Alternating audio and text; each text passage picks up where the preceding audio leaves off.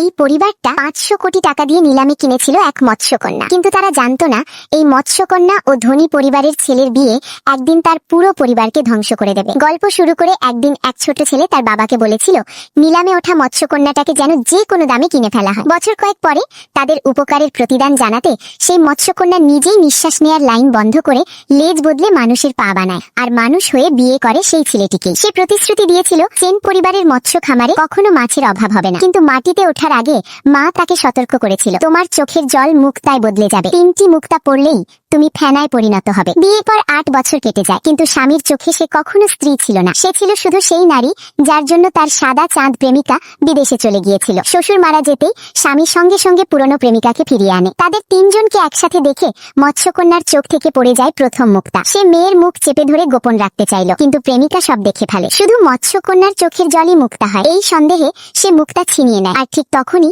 মৎস্যকন্যার পায়ে ফুটে ওঠে মাছের আঁশ। গুদামে বন্দি মা মেয়ের সামনে দাঁড়িয়ে প্রেমিকা ঠান্ডা গলায় বলে, শোনা যায় মৎস্যকন্যার মাংস দীর্ঘায়ু আর সৌন্দর্য দেয়, বলো তো আমি আগে কাকে খাবো, তোমাকে নাকি তোমার মেয়েকে? মৎস্যকন্যা ধীরে ধীরে মাথা তোলে, চোখে ভয় নেই, শুধু একরাশ শান্তি। তুমি কি জানো আমাদের জাতির একটা গোপন রহস্য আছে? প্রেমিকা কাছে ঝুঁকে আসে, কি রহস্য? মৎস্যকন্যা ফিসফিস করে বলে, আমরা সবসময় মাংসাশী ছিলাম। তাহলে প্রশ্ন হলো এবার আসল শিকার কে?